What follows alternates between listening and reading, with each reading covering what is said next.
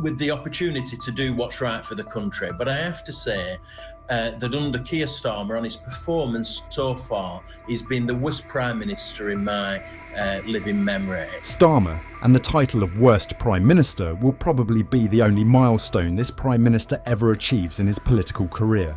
It's rather ironic that every day when he opens his eyes, instead of receiving praise, he only gets more and more criticism, even though he has only been in office for a little over 4 months.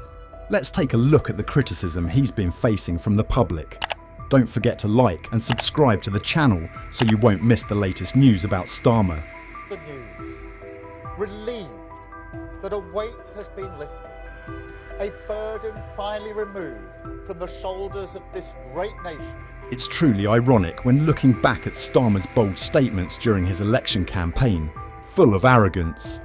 Yet, after becoming Prime Minister, he has turned into a turtle pulling its head back into its shell. From a bright and prosperous Britain, he has led the country into a long slide into darkness, where all you can hear are the lamentations of farmers pushed to the brink and the groans of the elderly enduring the harsh cold of winter. There's no denying it, Mr. Starmer is etching his name into the list of the most failed and reprehensible Prime Ministers in history.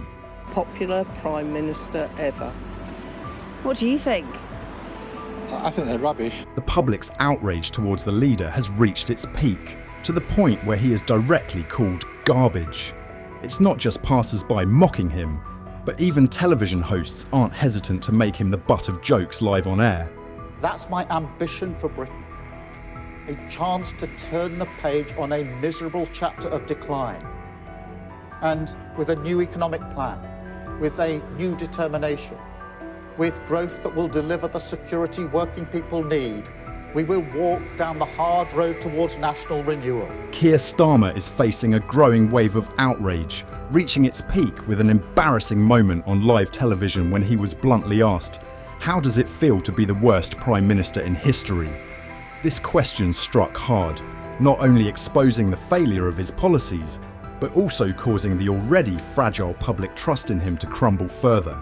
Previously, Starmer painted an optimistic vision, promising to rebuild the economy and deliver sustainable growth without increasing the tax burden. However, reality has betrayed all expectations, as his policies have only led to disappointment, fueling public resentment and raising the question, does Starmer still have the ability to lead, or has he completely lost the trust of the voters? Justice and doing the right thing. Don't you think that approach, if the other Commonwealth leaders want to put it in the communique, put it on the table, is a bit arrogant and dismissive to say, I don't want to talk about it? Keir Starmer has been thrust into a situation he probably never expected, but one that is undoubtedly well deserved. The interviewer, not hiding their disappointment on behalf of the public, went straight to the burning issue. Why does his new budget heavily rely on tax increases when he had previously promised a path to growth that wouldn't hurt people's wallets? Sharp questions cut straight through the polished political facade that Starmer has tried to maintain, forcing him to face the harsh reality of his broken promises. Despite attempts to dodge, his awkwardness only highlighted his failure to keep his word. The exchange was nothing short of a verdict, where the interviewer didn't let Starmer off the hook, and the public revelled in the sight of a leader being exposed. And spend is £74 billion in spending by the end of this Parliament, £41 billion in tax rises. I have done a number of budgets. The new budget from the Labour Party, led by Keir Starmer, is nothing short of a farce that betrays the trust of the voters. From bright promises of a sustainably growing economy, they now unveil a plan with a colossal £74 billion in spending, paired with a record £41 billion tax hike. For many, this feels like a painful slap in the face, a blatant betrayal from those who once swore to protect them. The so-called budget for the people has now become a burden, weighing heavily on households already worn out by financial pressure. The promise of no tax increases is now a faint memory, as Starmer and the Labour Party asked the public to foot the bill for their poor management. With this policy, rather than paving the way for prosperity, they seem to be putting up even more obstacles for small businesses, middle-class families, and young people struggling to start their own ventures. What infuriates the public even more is Labour's disregard for public opinion, as this budget seems to turn its back on the very people they had pledged to protect. Instead of bringing hope, Starmer has only shown that under his leadership, the future of Britain is being traded away for blatant political failures. There's a £22 billion black hole. My approach, the Chancellor's approach, is to acknowledge that problem, run towards it and fix it. Yes, so that we can fix the... In a desperate attempt to justify the controversial budget, Keir Starmer has tried to cloak it in the guise of responsibility, blaming a $22 billion black hole in the finances allegedly left by the previous government. However, these claims come across more as a clumsy dodge than a convincing explanation. Starmer emphasises that the tax hikes and massive spending are necessary to maintain essential services and support growth. Yet, his awkward presentation only highlights his insecurity and uncertainty. Instead of reassuring the public, his feeble justifications feel like a cold splash of water on the already diminished trust of voters, further cementing the sense that the Labour Party is betraying the bold promises they made in the past. Discontent grows as the public witnesses a leader not only lacking vision but also sincerity. Beneath the polished rhetoric, Starmer seems to be proving that he and the Labour Party have nothing but empty promises and a failure to deliver real hope for Britain. Choice that taxes will be going up. I'm not asking you to set out what they are, but just... From a distance, it's easy to spot Keir Starmer's feeble attempts to defend his decisions. His responses now come across as rigid and insincere, as if every answer had been rehearsed and was just waiting to be delivered. But what's even more concerning is his constant avoidance of an obvious truth. His government has drastically deviated from the promises he once made to the electorate.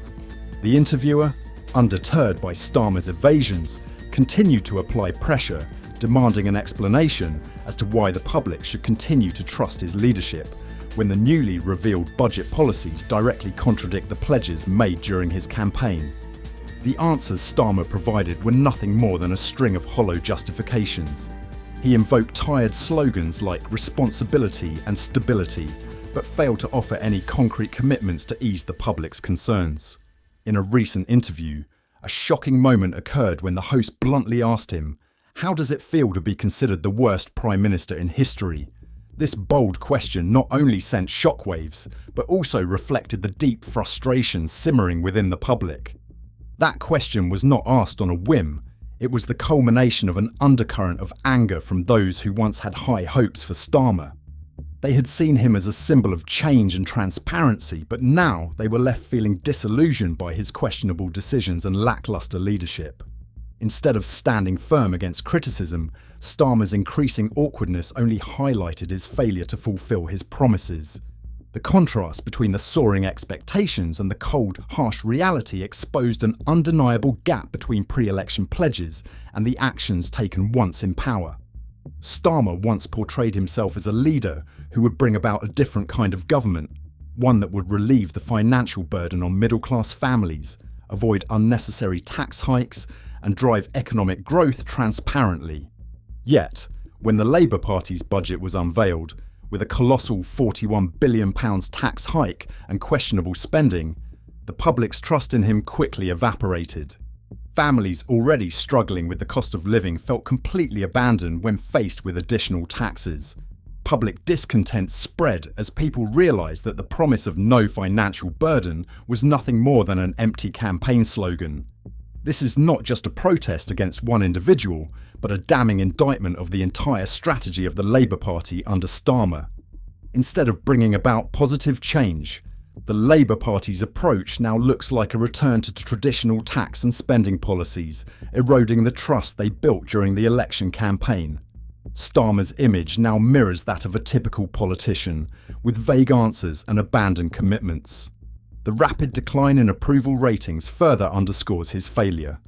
While previous Prime Ministers have maintained stable support during their early days in office, Starmer faces a dramatic drop, reflecting widespread disillusionment across the country.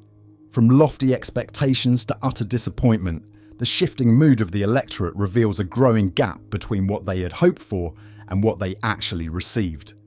The recent Labour budget has become the focal point of criticism. The promises of progressive reforms have now faded into distant memories, replaced by heavy tax policies that harm working families, small business owners, and the younger generation. Far from offering hope, many now feel betrayed by a government that seems to be turning its back on the very promises that brought them to victory. The outrage doesn't stop there. Allegations of wasteful spending, such as the £8 million a day spent on refugees, only add fuel to the fire, especially amid the rising cost of living. Hopes for a fairer economy that would relieve financial pressure on struggling families have now vanished, replaced by inconsistent policies and a lack of transparency and leadership. The Labour Party now finds itself at a dangerous crossroads. If Starmer cannot restore public trust, the consequences in the upcoming election will likely be a crushing defeat. The frustration of the electorate is a powerful force, and as the sense of betrayal grows, they will not hesitate to turn to alternative options. Emerging parties like the Greens or Reform UK positioning themselves as alternatives to mainstream politics are attracting attention from those who have lost faith in Labour. Even long-time Labour supporters are beginning to consider walking away. They are looking for parties that will offer more sincere commitments, or at the very least avoid repeating the mistakes they are witnessing. It seems the Starmer government is nothing more than a pale continuation of previous failures. A big question remains: does Starmer have the ability to regain trust, or will he forever be trapped in a cycle of criticism? Now is the time for all those who care about the country's future to speak out and take action. We cannot allow people like Starmer to continue holding influence. They will never be able to lead the country properly. Think about this, and if you agree with this viewpoint, share your thoughts in the comments below. Only when we all unite and voice our opinions can this discussion spread and gain wider attention. Silence is complicity in mistakes, and we cannot let that happen. Keir Starmer is facing a significant challenge in trying to convince Donald Trump's administration to support the agreement for the return of the Chagos Islands to Mauritius. This is no easy task, given the potential impact of US political dynamics, particularly since the islands currently host a crucial US military base. The decision to hand control over to Mauritius could provoke mixed reactions, especially from Trump administration figures. Jonathan Powell, Starmer's national security advisor and the Prime Minister's special envoy for the Chagos Islands, is tasked with persuading Trump's team in Washington.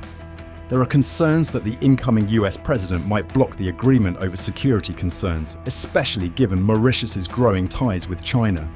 This issue has become even more contentious after Marco Rubio, whom Trump appointed as Secretary of State, criticized the agreement in October, calling it a serious threat to US security.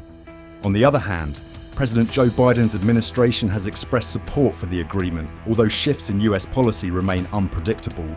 Nigel Farage, leader of the Reform UK party and a close associate of Trump, has also warned that Trump's team will attempt to thwart the deal, labelling the transfer of control of Diego Garcia to Mauritius as a hostile act towards the US. This situation presents a diplomatic dilemma for Starmer's government. According to sources, the visit to Washington aims not only to convince Trump's team about the Chagos Islands issue, but also to introduce the Labour government to the new US administration. This shows that Starmer is keen to project a strong foreign policy stance, yet he faces significant risks from opposing forces, both in the US and within his own country. The Chagos Islands, particularly Diego Garcia, which hosts a key US military base, are expected to remain under British control for at least another 99 years according to the UK's plans. However, this has sparked strong reactions from the people of Mauritius and the Chagosian community. On Tuesday, Chagosians protested outside the British embassy in Mauritius, demanding that the negotiations be stopped and insisting on their right to be involved in decisions that affect their future. Protest signs such as "Our voices must be heard" and "Respect the voice of the Chagosians" reflected the community's deep dissatisfaction. The ongoing negotiations are not just about territorial ownership. They are a complex puzzle involving international power dynamics, political divides within both the UK and the US, and fierce opposition from those directly affected. Even though the UK government insists that the agreement has received the support of all US national security agencies, concerns about the islands potentially falling into the hands of a country with close ties to China cannot be dismissed. Given these tensions, Starmer's decision to send Jonathan Powell to try and convince Trump's team is a bold move. But the question remains, will he be able to allay internal concerns within the US administration and handle the opposition back home? The answer to this question will not only determine the future of the Chagos Islands, but will also have a significant impact on the image of Starmer's Labour government. The relationship between the United Kingdom and Russia has deteriorated significantly in recent times, following Russia's announcement of sanctions against 16 senior British cabinet ministers, including high-profile figures such as Angela Rayner and Rachel Reeves. These measures are part of a broader wave of Russian retaliation against the UK's stance on the ongoing conflict in Ukraine. The Kremlin's actions are not limited to sanctioning officials. They have also harshly criticised the UK's policies. Russian officials argue that London has exacerbated the conflict in Ukraine by providing military aid to Kiev, including advanced weaponry like the Storm Shadow missiles. A spokesperson for Russia's Ministry of Foreign Affairs accused the UK of escalating the war by supporting Ukrainian attacks on Russian territory using British-made missiles, thus directly threatening Russia's national security.